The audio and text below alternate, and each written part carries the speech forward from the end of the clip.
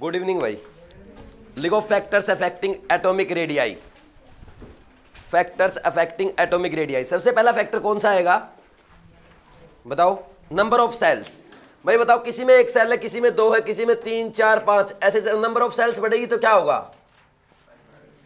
क्या बोलोगे? As number of shells increase. पहली बात इसमें कर लो। सबसे पहले हम क्या करेंगे, इन ए ग्रुप, है ना, ग्रुप में क्या होता है देखो, नंबर ऑफ सेल्स क्या होंगे नीचे जाने पे?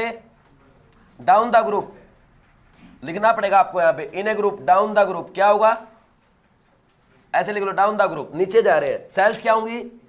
सेल्स इंक्रीज होंगी तो साइज बढ़ेगा। कोई डाउट है क्या? सीधा सा example, lithium, sodium, potassium, rubidium, caesium, नीचे जाने पे बढ़ रहा है। फ्रेंसियम की बात नहीं करते क्योंकि वो रेडियो एक्टिव है। और किसी की भी बात कर लो, फ्लोरीन है, क्लोरीन है, ब्रोमीन है, आयोडीन है, ठीक, हेमा, नीलम और क्रिस्मा जी रानी, सबकी नीचे जाने पे, ठीक, समझ आ रहा है कि नहीं आ रहा? इसमें कोई डाउट है क्या? अगर हम इनके कैटायन भी ले लें, जैसे मान ले मैं ये ले लूं, लिथियम प्लस है, सोडियम प्लस है, पोटेशियम प्लस है, रूबिडियम प्लस है, सीजियम प्लस है, इनका भी साइज नीचे जाने पे कोई डाउट है क्या? ये सबको समझ में आता ना? ऐसे ही अगर हम बात करें F minus, Cl minus, Br minus, I minus, नीचे जाने पे साइज है ना इनका बढ़ेगा। फिर बात आती है इन ए पीरियड। अब सोचो, अब ध्यान से सुनना मेरी बात।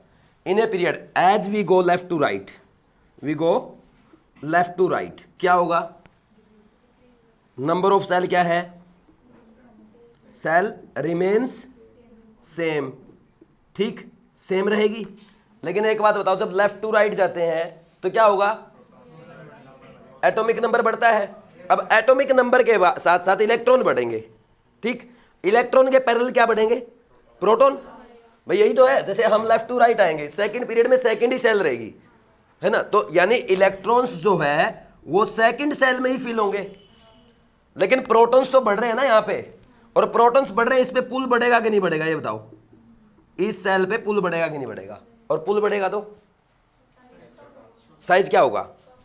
तो क्या बोलेंगे? ऐसा बोलते हैं हम, इफेक्टिव न्यूक्लियर चार्ज इंक्रीज। ये लिखाऊंगा क्यों हुआ? नंबर ऑफ प्रोटॉन बढ़ते हैं, सेल सेम रहती है, ठीक है, तो हम क्या बोलेंगे? साइज। और ईएनसी, इफेक्टिव न्यूक्लियर चार्ज बढ़ेगा, साइज घटेगा। ईएनसी को ही आप क्या बोलते हो? जेड इफेक्टिव बोलते हो। और आपके एक फॉर्मूला पढ़ाया जाता है जेड इफेक्टिव, ये वो कैलकुलेट करना, उसकी कोई जरूरत, ठीक है। नेक्स्ट देखो, इसके बाद क्या आता है, इधर देखो, ये हो गया। एक नोट डालना अपने को, size of inert gas in their respective period, क्या बोलोगे? Is maximum. कोई डाउट है क्या? क्यों? क्या होता है उसमें? बिकॉज उसमें क्या होती है? वंडरवाल रेडियाई, ठीक, ब्रैकेट में लिख दिया। समझ आई बात? अगर हम बात करेंगे किसकी, भाई जैसे ये है lithium, sodium, potassium, rubidium, caesium, size, sorry group की बात लिख दी, तो पीरियड की बोलो। लिथियम के बगल में कौन आएगा? बेरिलियम, फिर boron, carbon, nitrogen, oxygen, fluorine, और सबसे ज्यादा साइज किसका होगा? नियोन का सबसे ज्यादा होगा। तो वैसे तो लेफ्ट टू राइट जाने पे क्या हो रहा है? घट रहा है। और इनमें सबसे ज्यादा किसका आएगा? तो नियोन को सबसे आगे लिख देंगे, लिख देंगे। इसमें कोई डाउट है क्या? ऐसे ही आर्गन का लिख दोगे, फिर इसके बाद यहाँ पे सोडियम, मैग्नीशियम, ऐसे लिख लोगे ना? कोई डाउट है क्या? ये पहला क्वेश्चन था, मतलब पहला फैक्टर था। कोई डाउट किसी को? तो नेक्स्ट करो, अब क्वेश्चंस लिखो। आप ये लिखो, मैं क्वेश्चंस लिख रहा हूं, करें ना questions. Arrange following in increasing order of size. 5-6 question करते हैं। पहला क्वेश्चन है, यहां पे करेंगे हम नाइट्रोजन, ऑक्सीजन, फास्फोरस, सल्फर। दूसरा क्वेश्चन है carbon, nitrogen, phosphorus, sulphur, silicon, ठीक। थर्ड क्वेश्चन है, दिख नहीं रहा? लिखो जल्दी से, जल्दी लिखो। समझ आ रहा ना भाई सबको? मैंने लिख दिया सोडियम, एल्यूमिनियम, क्लोरीन, और क्या लिख दिया?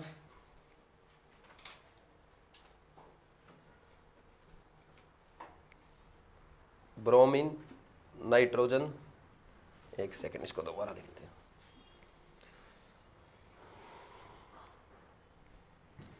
Carbon, nitrogen, oxygen, sodium, phosphorus, sulphur, silicon, chlorine, bromine, कर दोगे अरेंज?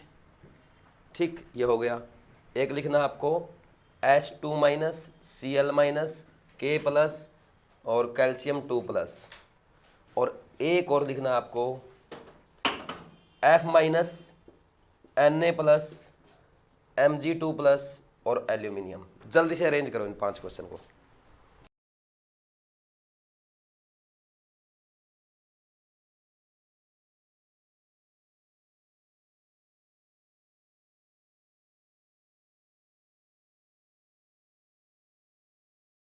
इधर देखो, अब देखो, ज्यादा टाइम वेस्ट मत करो, इधर देखो जल्दी। आप ऐसे कर लो, नाइट्रोजन ऑक्सीजन है और फास्फोरस सल्फर है, ठीक। ये तो भाई सेकंड पीरियड के हैं, ओबीसी बात है, दोनों छोटे होंगे। ये थर्ड पीरियड के, इनमें 3 सेल है, इसमें 2 ही सेल है, तो यानी फास्फोरस और सल्फर आगे आएगा, ये तो पता चल गया। ये दोनों पीछे आएंगे। अब इन दोनों में बड़ा कौन है? राइट में जाएंगे तो साइज घटता है, तो फास्फोरस से छोटा सल्फर होगा, और ये दोनों, इन दोनों में छोटा कौन होगा? ऑक्सीजन, और नाइट्रोजन बड़ा। कोई डाउट? किस किस का सही है? देखो इसमें ना आपको एक कॉन्सेप्ट सिखाया जाता है, मैं उसको फेल करूंगा अभी, ठीक। ऐसे करके ऐसे बना दो कि सबसे बड़ा ये, फिर ये ऐसे बना दो ना, ऐसे सिखाया जाता ना। जैसे नेक्स्ट वाला है carbon, nitrogen, phosphorus, sulphur, silicon. अब बनाना एस, ठीक है। मेरा ये काम है फेल करना शॉर्ट ट्रिक को, ठीक। तो अब अगर आप ऐसे बनाओ तो दिक्कत आ जाएगी ना। अब अपना कॉन्सेप्ट देखो आप, ये थर्ड पीरियड का है, सेकंड पीरियड का है, छोटे होंगे, और इनमें सबसे बड़ा ये और इनमें ये, तो सीधा सा लिख दो भाई, फास्फोरस सबसे बड़ा, फिर सल्फर, फिर सिलिकॉन, और सेकंड पीरियड वाले छोटे होंगे। बेसिक क्लियर रखो ना यार। नहीं समझ में आई मेरी बात? कोई डाउट है क्या? नेक्स्ट वाला देख लो, अब लगाओ तुम दिमाग। मैंने और लंबी लाइन दे दी, कार्बन, नाइट्रोजन, ऑक्सीजन दे दिया, और क्या दे दिया? इधर सोडियम भी दिया इस बार, और क्या दे दिया है? सिलिकॉन, फास्फोरस और सल्फर भी दिया है, क्लोरीन भी दिया है, और उसके नीचे वाला ब्रोमीन भी दे दिया। अब ये सेकंड पीरियड का, ये थर्ड का, ये फोर्थ का, तो फोर्थ वाला सबसे बड़ा होगा कि नहीं होगा? फिर कौन होगा? थर्ड वाले होंगे, और थर्ड वालों में सबसे बड़ा ये ऑर्डर चलेगा कि नहीं चलेगा?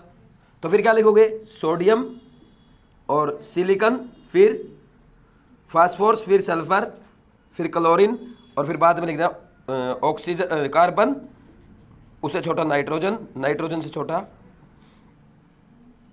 और नाइट्रोजन से छोटा ऑक्सीजन। समझ आया कि नहीं आया? कैसे? ऐसे गलत क्यों होगा? Bromine, sodium, silicon, phosphorus, sulphur, chlorine सही तो है। आपने डिक्रीजिंग ऑर्डर लिख दिया ना, मैंने बोला इंक्रीजिंग ऑर्डर बोला होगा ना। ये भी ध्यान देना, पेपर में ये बहुत मिस्टेक होती है। एक तो करेक्ट नॉट करेक्ट, और एक इंक्रीजिंग डिक्रीजिंग। एक बात बताऊं, अगर एग्जामिनर ऐसा कर दे, write correct order, increasing order, ठीक, और 3 डिक्रीजिंग दे दे, और 4th ही इंक्रीजिंग दे, एक ऑप्शन इसमें भी सही दे दे, एक इसमें भी सही दे दे, इस वाला सही लगाएंगे बच्चे। क्यों? क्योंकि उनको दिख रहा ना 3 में से मतलब ये तो हो ही नहीं सकता, ऐसे सोचेंगे। नहीं समझे मेरी बात? नहीं समझे आप? दोबारा बोलूं? आई समझ में? तो हमारा क्या है, ऑप्शन देख के हम अपना माइंड सेट बनाते हैं। एग्जामिनर क्या चाहता है? क्वेश्चन देख के माइंड सेट करो, ठीक।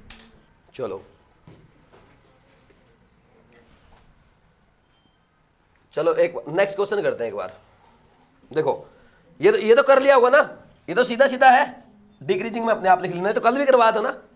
अरे क्या है इसमें? आइसो इलेक्ट्रॉनिक है। अरे H2 minus, Cl minus, K plus, Na plus और क्या है? K प्लस और Ca2 प्लस। आइसो इलेक्ट्रॉनिक है, सब में 18 इलेक्ट्रॉन है, 18 इलेक्ट्रॉन है। इसमें 16 प्रोटॉन, इसमें 17, इसमें 19, इसमें 20। जिसमें ज्यादा प्रोटॉन होंगे, ज्यादा इलेक्ट्रॉन को ज्यादा खींचेगा, तो सबसे छोटा होगा।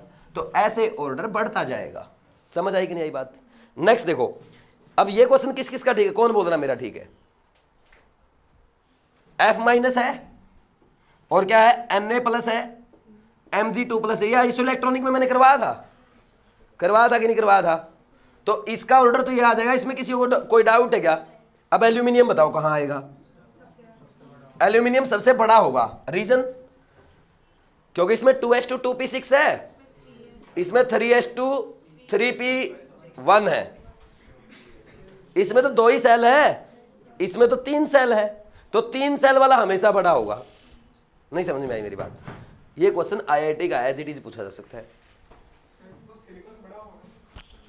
सिलिकॉन कहां पे, कहां पे आएगा? ये वाला, इसमें मिस्टेक कर दिया, सिलिकॉन सबसे आगे आएगा। हाँ हाँ बिल्कुल बिल्कुल, सिलिकॉन सबसे आगे आएगा। ठीक है, कोई डाउट अब?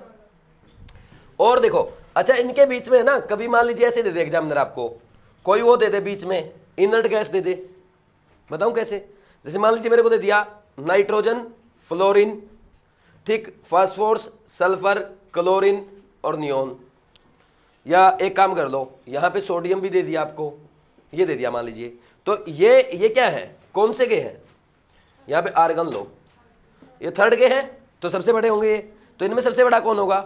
आर्गन, कोई डाउट तो नहीं है। फिर sodium, left to right size घटेगा, फिर सल्फर, फिर क्लोरीन और फिर नाइट्रोजन और फिर फ्लोरीन। ऐसे कर सकते हो ना?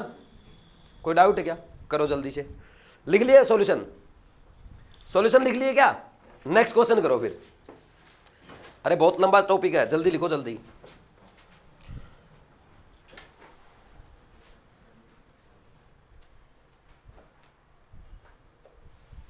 ये लिख लिए सबने?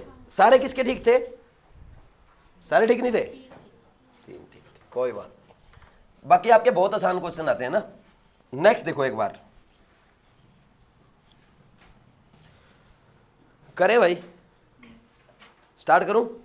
देखो लिखो, which of the following has smallest size?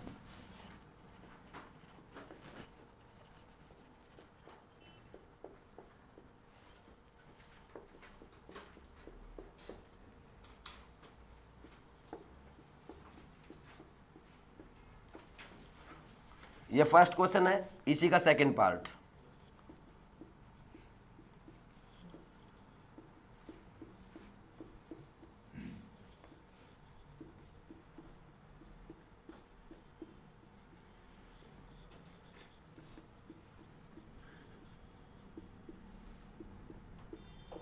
बताना भाई, which of the following has smallest size? लिखो लिखो जल्दी जल्दी लिखो, लिखने का काम फास्ट। अब बताना लार्जेस्ट किसका है? Which of the following has largest size?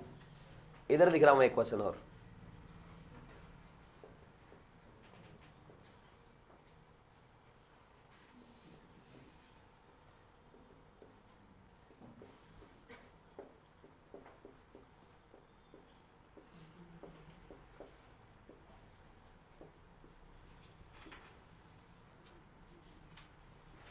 दूसरा क्वेश्चन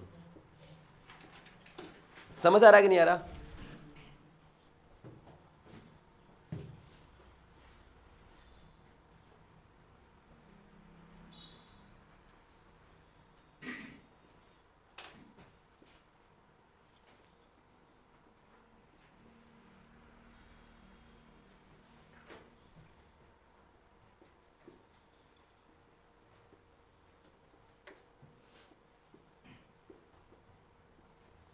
बताओ भाई जल्दी से।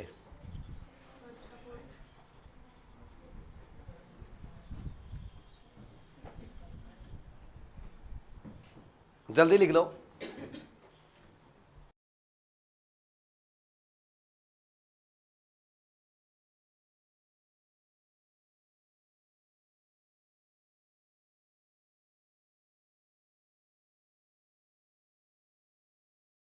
चलो हो गया।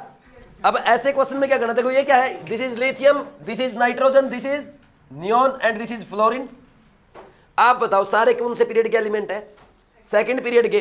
तो लेफ्ट टू राइट जाने पे साइज घटेगा, ओनली सबसे बड़ा किसका होता है? हेलो इसका नोबल गैसेस का, ये तो सबसे बड़ा हो गया, थर्ड वाला सबसे बड़ा, फिर फर्स्ट, फिर सेकंड, और फ्लोरीन सबसे छोटा होता कि नहीं होता? तो ये सबसे छोटा है ना। ऐसे ऑर्डर लगाना भी पूछ सकता आपसे, कर लोगे? नेक्स्ट बताओ, इसमें क्या आएगा? ये बेरिलियम है, ये क्या है? ऑक्सीजन, ये क्या है? मैग्नीशियम, और ये है एल्यूमिनियम। ये थर्ड पीरियड के एलिमेंट है, ये दोनों से बड़े होंगे। तो इन दोनों में सबसे बड़ा कौन होगा? मैग्नीशियम, फिर एल्यूमिनियम, फिर ऑक्सीजन, सॉरी बेरिलियम, फिर ऑक्सीजन, क्योंकि राइट जाने पे साइज घटेगा। नहीं समझ में आई मेरी बात? समझ आया सबको? कोई डाउट है किसी को? नेक्स्ट देखो, यहां पे देखो क्या पूछ रखा है, ये कौन सा आंसर आया इसका? सेकंड आ गया। ये बताओ 1s2 2p6 ये neon, and this is lithium, and this is boron, and this is oxygen. तो सबसे बड़ा पूछ रखा है, सारे सेकंड पीरियड के एलिमेंट है, तो नियोन सबसे बड़ा होगा ना, और इसमें हीलियम है, ये सबसे छोटा होगा। ये क्या है? क्या ये? सोडियम। ये क्या है? एल्यूमिनियम। ये क्लोरीन। सबसे बड़ा कौन होगा? Sodium second. सोडियम सबसे बड़ा, फिर एल्यूमिनियम, फिर क्लोरीन, फिर हीलियम। तो मतलब आपसे ऐसे ऑर्डर देके है ना, ये भी सीक्वेंस भी पूछ सकता है। चारों किसके ठीक थे? चारों ठीक थे। Very good. आप ये मान लो, मैं ये कह सकता हूं मोस्ट प्रोबेबली आपका क्वेश्चन रॉन्ग नहीं होगा नीट में, रेडियस का आ गया तो। चाहे बेसिक लिख लो ये बात, बस आगे जो बता रहा हूं, आगे जो चीजें सिखा रहा हूं बस ध्यान से समझना। ये चारों क्वेश्चन जिसके ठीक है उसका क्वेश्चन रॉन्ग नहीं होगा एग्जाम में, ठीक है? बेसिक की बात लिख लो, पहले पढ़ के तो नहीं आए ना, ठीक है? नेक्स्ट लिखो फिर, चलो नेक्स्ट क्या लिखे? देखो lithium, sodium, potassium, rubidium, caesium, beryllium, magnesium, calcium, strontium, barium. इसमें क्या होता है, इनमें अगर साइज कंपेयर करवा ले, ये वाले जो है ना बहुत छोटे होते हैं, ठीक? और इसका साइज का ऑर्डर अब आपको ये याद रखना पड़ेगा, है ना? इसमें क्या है, सबसे बड़ा होता है इसका, फिर इसका, फिर इसमें पोटेशियम का बड़ा होता है बेरियम से भी, और फिर बेरियम होता है किससे बड़ा? स्ट्रोंशियम से, फिर कैल्शियम से बड़ा, और ये सोडियम से बड़ा, और सोडियम किससे बड़ा? मैग्नीशियम से बड़ा, और मैग्नीशियम किससे बड़ा? लिथियम से बड़ा, और ये बेरियम सबसे छोटा। तो ये ऐसे देखो, ये तो S बन गया यहां से, ठीक? और ये बन गया आपका N, मेरा नाम है ना?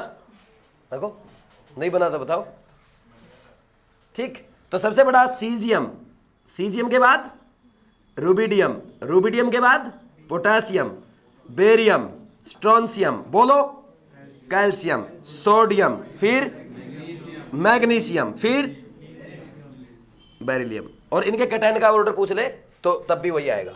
एक क्वेश्चन देखो, ये है ना, बस ये पता होना चाहिए थोड़ा बहुत, कोचिंग के टेस्ट में आ जाए तो। नीट में तो ऐसा क्वेश्चन नहीं आएगा, मतलब इतना रैंडम आ भी गया तो हम कर लेंगे, क्योंकि कम से कम नाम तो याद रखोगे, ठीक है? समझ आई बात?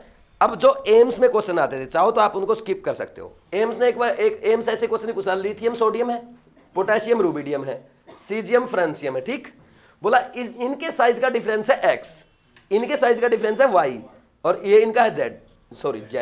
देन बताओ x ग्रेटर, फिर y, फिर z। ये ऑर्डर आता है साइज के डिफरेंस का, ठीक? एक बार एम्स ने क्वेश्चन पूछा, which of the following has largest size difference, ठीक? लार्जेस्ट साइज डिफरेंस किसमें? उसने ऑप्शन ऐसे दे दिया, लिथियम सोडियम, ठीक? दूसरा दे दिया सोडियम पोटेशियम, थर्ड दे दिया पोटेशियम रुबिडियम, और फोर्थ दिया था रुबिडियम एंड सीजियम।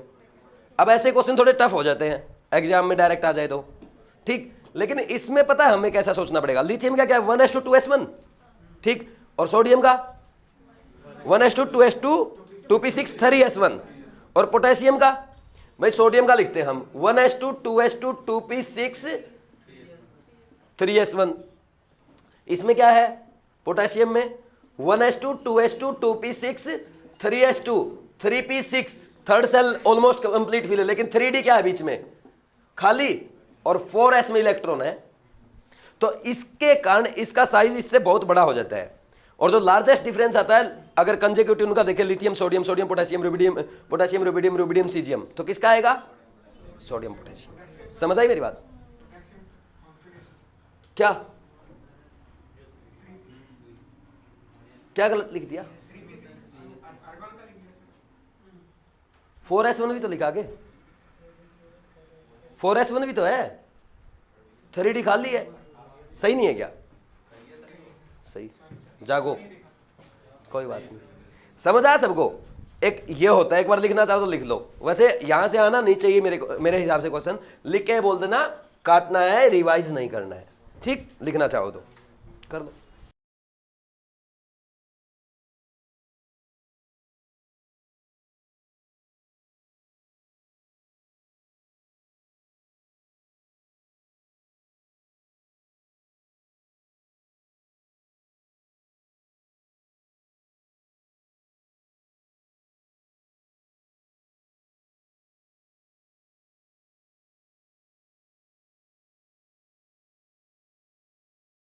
नेक्स्ट लिखो।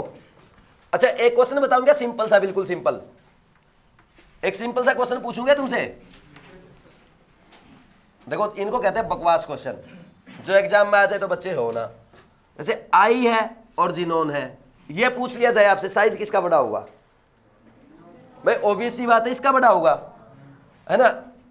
इसने बीएचयू का जब एग्जाम होता था, बीएचयू ने ये पूछ दिया, बोला इनकी कोवलेंट रेडियाई का ऑर्डर बताओ। बोला मैं बोल ही नहीं रहा कि ये नोबल गैस है, बोला कोवलेंट रेडियाई का ही बताना है। आप मान लो ये कोवलेंट कंपाउंड बनाते हैं, अब बताओ किसका होगा, अब आई का बड़ा होगा। क्यों?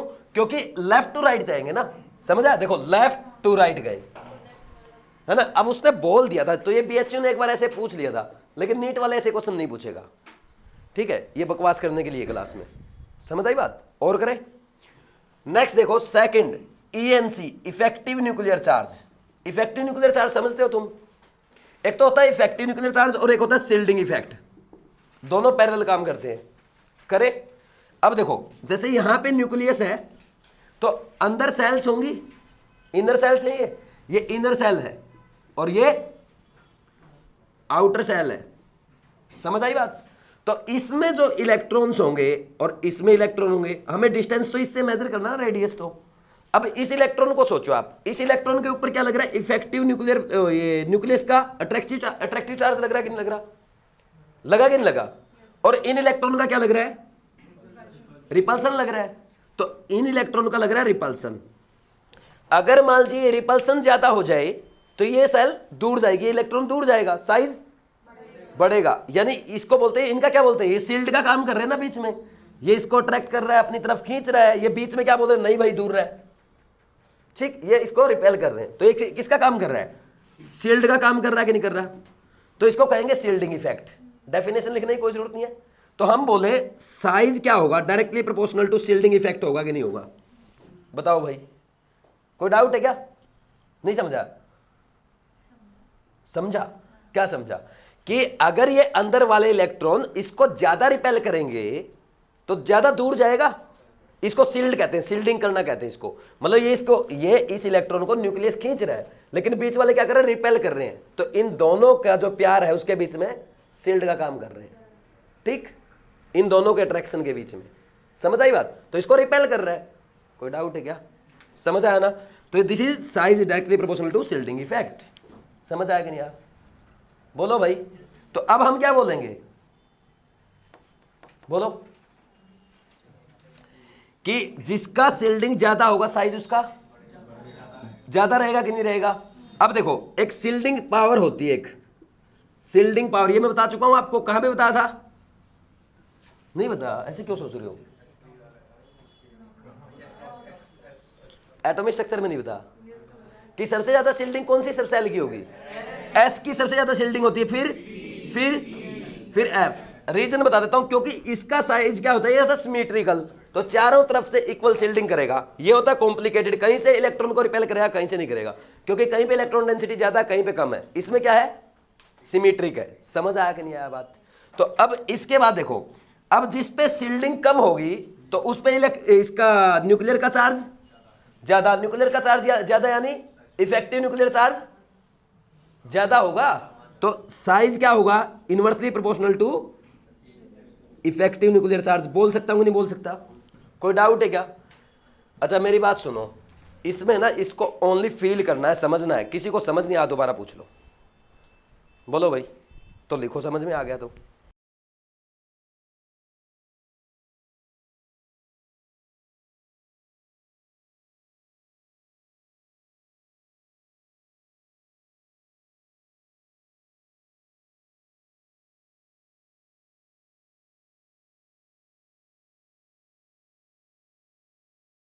इधर देखो, अब सुनो मेरी बात, लिखो एक्सेप्शन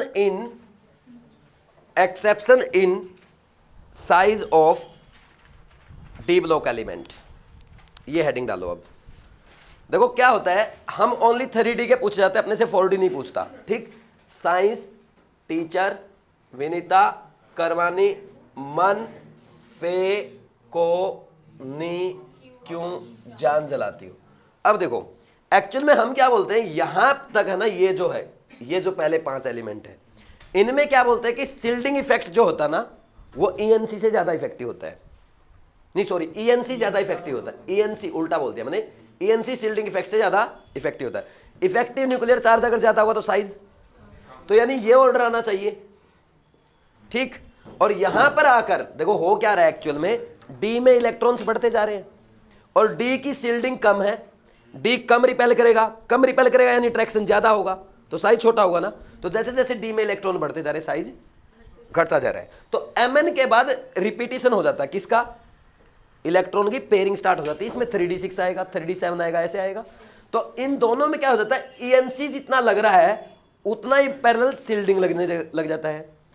तो इनका साइज की अगर बात करें इनका लगभग सेम हो जाता है, समझ आई बात, कोई डाउट है क्या, ऑलमोस्ट सेम। और इन दोनों की बात करें, इन दोनों में डी क्या है, फुलफिल्ड है, ठीक, फुलफिल्ड है, रिपल्सन ज्यादा होगा, और रिपल्सन ज्यादा होगा हम बोलेंगे शिल्डिंग ज्यादा है किससे, इफेक्टिव न्यूक्लियर चार्ज से, तो ये ऑर्डर आएगा। एक्चुअल में ऑर्डर तो ये बोला जाता है लेकिन ये सही नहीं है, ये एक जुगाड़ है। एक्चुअल में ऑर्डर है इनका, इसका साइज है 164, इसका 148 और इसका 135, इसका 129, इसका 137, ठीक, और इसका है 126, इसका है 125, इसका है 125, समझ आई बात। इसका है आपका 128 और इसका है 137 वापिस, समझ आई बात। अब आप बोलोगे क्या ये याद करना है, नहीं करना है, क्योंकि एग्जाम में अगर ऐसा क्वेश्चन आ जाता है तो ऐसे तो बहुत सारे वो मिल जाएंगे अपने को, डी ब्लॉक में तो बहुत सारे डेटा याद करने पड़ जाएंगे, ठीक। कभी कभार 5 साल में 10 साल में एक क्वेश्चन आता है ऐसा, तो उस क्वेश्चन के लिए हम टाइम वेस्ट नहीं करेंगे, याद करने के लिए बायो बहुत है, हो सकता है 2-3 क्वेश्चन फालतू याद कर दो वहां पे, समझ आई, इस डेटा को याद करने के लिए तो याद करने की कोई जरूरत नहीं, ऐसे का ऐसा लिखना चाहो तो लिख सकते हो, ये बात समझ में आई। अब इसके बाद आगे बढ़ते हैं हम लोग, नेक्स्ट क्या आता है, लेंथेनॉइड कॉन्ट्रैक्शन। चलो पहले ये लिख लो आप, फिर लेंथेनॉइड और डी ब्लॉक कॉन्ट्रैक्शन एक साथ कराऊंगा, जल्दी लिखो एक बार इसको, फास्ट लिखो भाई। अब देखो क्या होता है, सबसे इंपॉर्टेंट है ये चीज समझ लो, क्योंकि ये उसमें भी काम आएगी आपके आयनाइजेशन पोटेंशियल में, और यहां से क्वेश्चन भी आता है, एक तो लेंथेनॉइड कॉन्ट्रैक्शन, एक डी ब्लॉक कॉन्ट्रैक्शन। मिस्टेक कहां करोगे मैं वो लिखवा दूंगा आपको, है ना, बस आप ध्यान से सुनते रहना। लेंथेनॉइड कॉन्ट्रैक्शन क्या होता है, लेंथेनॉइड कॉन्ट्रैक्शन बताओ भाई। जो लेंथेनाइड्स अपने उनके कारण कॉन्ट्रैक्शन, लेंथेनॉइड्स में क्या होता है, क्या होगा, देखो इधर मैं पहले बता देता हूं आपको, इधर देखो ये है अपना 3D साइंस टीचर विनीता करमानी मन फे को नी क्यों जान जलाती हो। दूसरा बोलो 4D क्या है, यारी जरा निभाना मौत तक, रुकावट रा पड़े आग में कूद जाना। फिर क्या आता है 5D, ला हफ्ता वरना रे उधर इधर पिटाई और होगी। अब सुनना मेरी बात ध्यान से, ठीक, ये ग्रुप की बात हो रही है, तो ग्रुप में नीचे जाने पे साइज बढ़ना चाहिए, ठीक। तो हम यहां पे क्या होता है 3D से ज्यादा 4D का, 4D से ज्यादा 5D का। लेकिन अब अगर यहां पे ये 4D में क्या है, 4D में इलेक्ट्रॉन आए हैं, यहां पे 3D में है, 5D में जब इलेक्ट्रॉन आते हैं तो 4f में भी इलेक्ट्रॉन आते हैं। अगर हम इसके कॉन्फ़िगरेशन की बात करें, आपको याद है कितना है, जिनोन क्या था 4f में खाली था ना, और 5D में 1 और 6s2 था।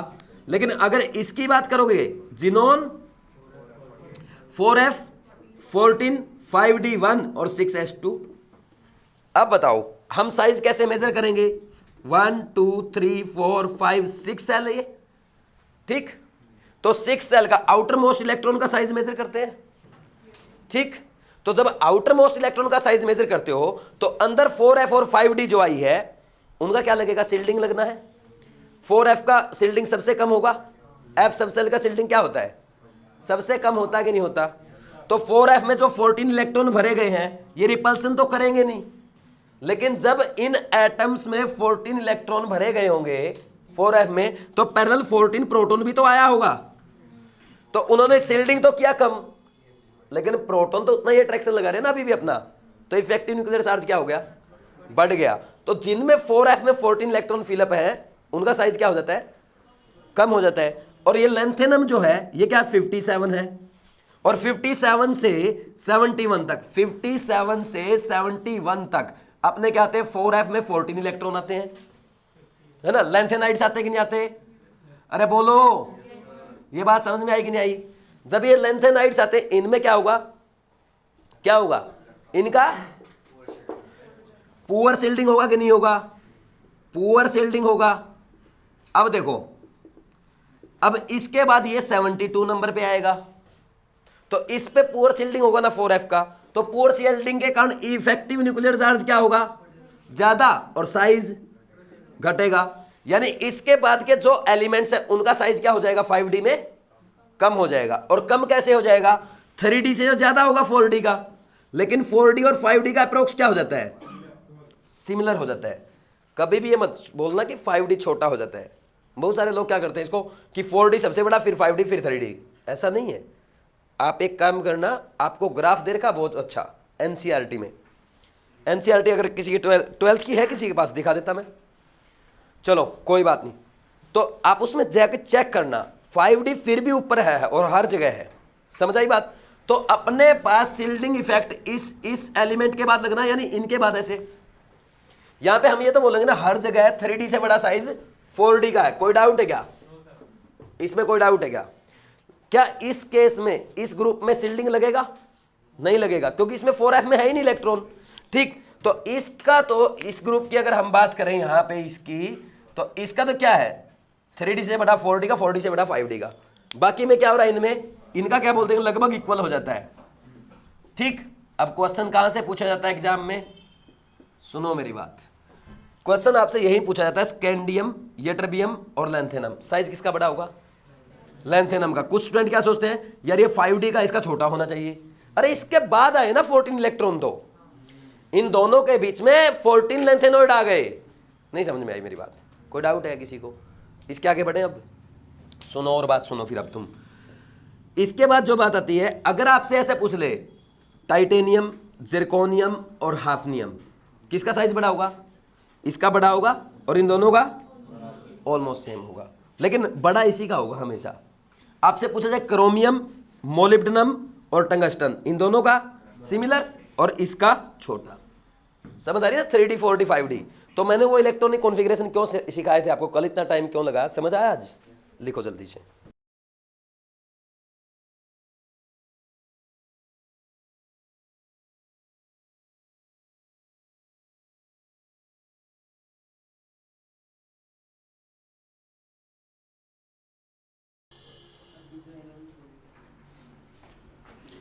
आप है ना समझ के अपने अकॉर्डिंग लिख लिया करो, क्योंकि आपको थोड़ा बहुत आता है, अपने पास इतना टाइम नहीं है कि आप सारा ऐसे कैसा मतलब कॉपी करना है। ठीक है, नेक्स्ट लिखो, डी ब्लॉक कॉन्ट्रैक्शन या transition contraction. D block contraction या ट्रांजिशन कॉन्ट्रैक्शन, इसको समझते हैं अब।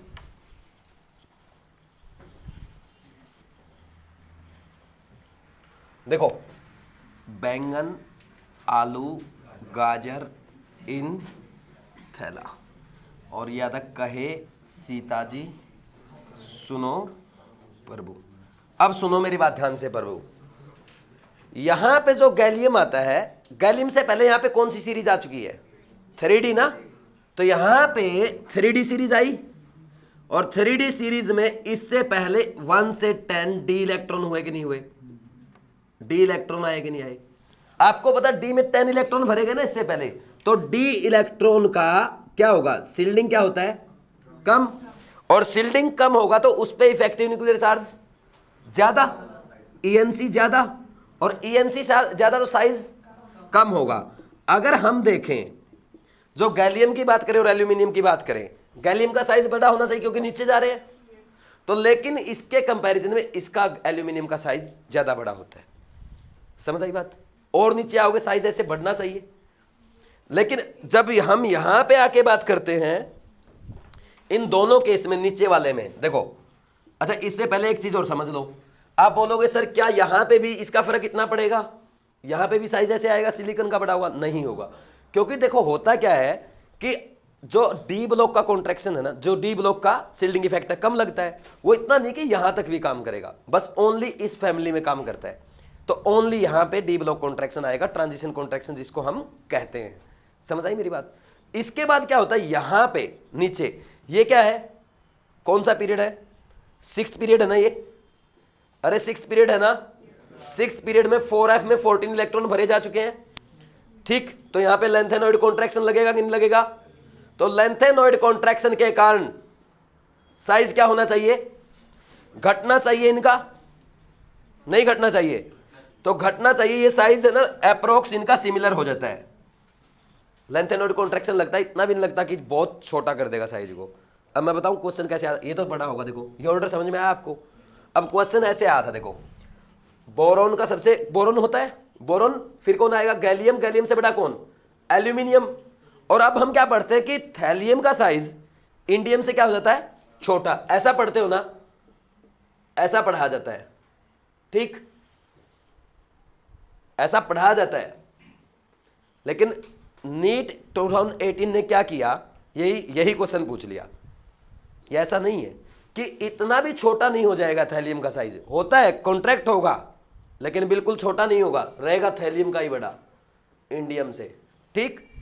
यहां पे लिखा है 88 पिकोमीटर इसका साइज, इसका साइज होता है 135 पिकोमीटर, इसका 143 पिकोमीटर, और इसका होता है 167 पिकोमीटर, और इसका होता है 170 पिकोमीटर।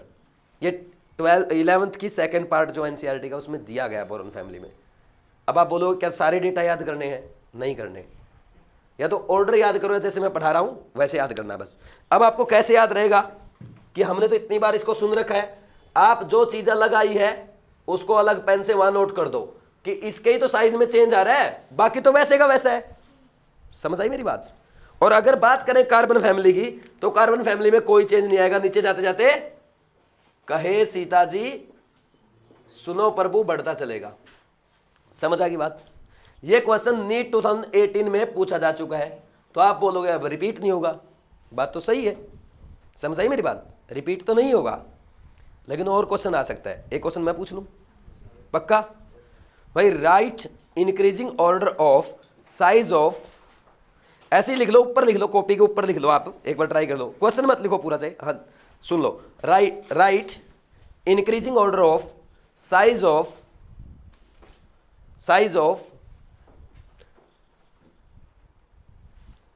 दोबारा लिखो, write increasing order of ionic radii of boron family. Option दूं क्या, ऑप्शन दूं क्या,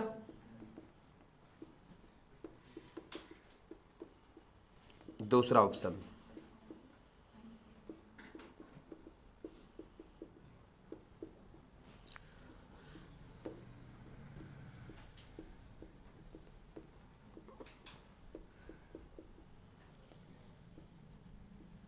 बोलो मत यार, देखो फिर मजा नहीं आएगा पढ़ने में, सुनते चलो, इतनी इंटरेस्टिंग चीजें चल रही, इंटरेस्टिंग नहीं है क्या ये, तुम्हें इंटरेस्टिंग नहीं है ये?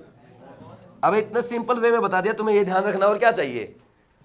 अभी तक एक ही पॉइंट तो बताया ये वाला, और इसमें ये मिस्टेक करते थे बहुत लोग कि इसको उल्टा पढ़ाते थे बहुत सारी जगह। ये ध्यान रखना, ये नीट 2018 ने पूछ लिया, और मैंने ना अपने पास 2017 के नोट्स पढ़े, ये डेटा देख लो, इसमें ऐसे कैसा लिखा हुआ है, ये देखो, इसमें चेक कर सकते हो तुम लोग, ठीक है, नेट पे भी पढ़े हैं। ये गलत पढ़ाया जाता था, लेकिन नीट ने क्या किया, क्वेश्चन वही पूछ लिया जो गलत पढ़ाया जा रहा है। आ गया भाई ऑर्डर, अरे पूरे ऑप्शन मत लिखो, क्या ऑर्डर आएगा, फर्स्ट आएगा, पक्का। किस किस का फर्स्ट आंसर आ रहा है, वेरी गुड, ठीक है, क्यों क्यों, मतलब नीचे जाएंगे तो डिक्रीज करेगा, इंक्रीज, इंक्रीज क्यों करेगा, वहां पे इन लगाएंगे हम, लेंथेनॉइड कॉन्ट्रैक्शन या डी ब्लॉक कॉन्ट्रैक्शन लगाएंगे, क्यों, क्योंकि अबे आप ये देखो, आप इसमें क्या कर रहे थे, NH2NP1 ना, इसमें क्या था 3s2 3p1, और इसमें था 4s2 4p1, तो आप इन इलेक्ट्रॉन पे तो डी ब्लॉक कॉन्ट्रैक्शन लगा रहे थे, आउटर मोस्ट पे, वही आपने निकाल लिए। नहीं समझे मेरी बात, अरे आप क्या कर रहे थे, आउटर मोस्ट सेल पे तो लगा रहे थे, अब है ही नहीं, तो शिल्डिंग इफेक्ट कम और इनएनसी ज्यादा, किस पे लिख रहे हो, मेरी बात सुनो, हम क्या कर रहे थे, हम ये कर रहे थे, ये first shell, second shell, third में 3d के 10 इलेक्ट्रॉन भरे हुए थे, और ये 4s में अपने है ना 4s और 4p थी। यहाँ पे जो इलेक्ट्रॉन थे, आप ये बोल रहे थे कि इन पे सील्डिंग ज्यादा हो रहा है। अब जब मैंने आयोनिक रेडियाई पूछी, बोरॉन 3+, एल्यूमिनियम 3+, गैलियम 3+, इंडियम 3+, क्या ये इलेक्ट्रॉन मैंने निकाल ही दिए, अब किस पे लगा रहे हो आप डी ब्लॉक कॉन्ट्रैक्शन? समझ आई बात? अब तो जो सीधा ऑर्डर आता है ये आएगा कि नहीं आएगा? समझ आया कि नहीं आया? नीचे जाने पे कोई डाउट है क्या किसी को? ये आईआईटी एडवांस का क्वेश्चन है, ऐसे आईआईटी पूछती है। अब जाके चेक करना एनसीईआरटी में आयोनिक रेडियाई का भी ऑर्डर वहां पे लिखा हुआ है। समझ आ रहा है एनसीईआरटी से क्वेश्चन कैसे आते हैं? नहीं समझ आ रहा, लिखो फिर।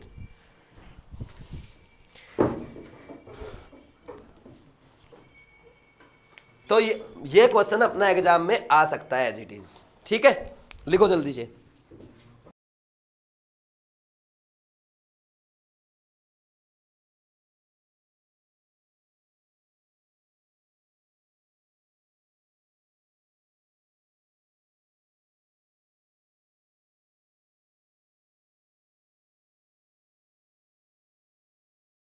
चलो एक छोटी सी चीज और करते हैं। अब देखो, अगर फालतू क्वेश्चन करने की बात आए ना तो कितना ही कर लो। जैसे एक क्वेश्चन है F- में और H- में बड़ा साइज किसका होगा? H- का होता है। ठीक, क्योंकि इसमें 10 इलेक्ट्रॉन है, इसमें 9 प्रोटॉन, तो इलेक्ट्रॉन बाई प्रोटॉन रेशो जो है ज्यादा डिफरेंस नहीं, लेकिन इसमें 2 इलेक्ट्रॉन 1 है तो बहुत ज्यादा डिफरेंस आ जाता है। और इसी ऑर्डर को ऐसे कंपेयर किया जाए F- Cl- Br- I-, तो H- से छोटा है ओनली, मतलब 4th पीरियड वाले से भी बड़ा हो जाता है ये, तो ये ऑर्डर आता है। समझ आई बात? तो इसको करना चाहो तो कर सकते हो, वैसे कोई जरूरत नहीं है। और अगर एक सिंपल सी बात पूछी जाए कि आयोडीन में और लिथियम में किसका साइज बड़ा, सिंपल पूछ ले, लिथियम का बड़ा होता है। रीजन, इसमें कोवलेंट रेडियाई है और इसमें मेटालिक रेडियाई है। ठीक, पूछने को तो चाहे कुछ भी पूछ लो फिर, लेकिन ऐसे क्वेश्चन आपके नहीं पूछेगा, ज्यादा से ज्यादा ये भी नहीं पूछेगा मेरे ख्याल में। नोट करना चाहो तो कर लो और लिख देना कि याद करने की कोई जरूरत नहीं है। ठीक है, क्या कर दोगे? याद करने की कोई जरूरत नहीं है, क्योंकि जहां देखो मैंने बोला ये भाई एज इट इज आ सकता है, इसकी मैं बोल रहा हूं, अभी भी बोल रहा हूं, ये क्वेश्चन एज इट इज आ सकता है, लेकिन एग्जामिनर ऐसे नहीं लिख के देगा आपको।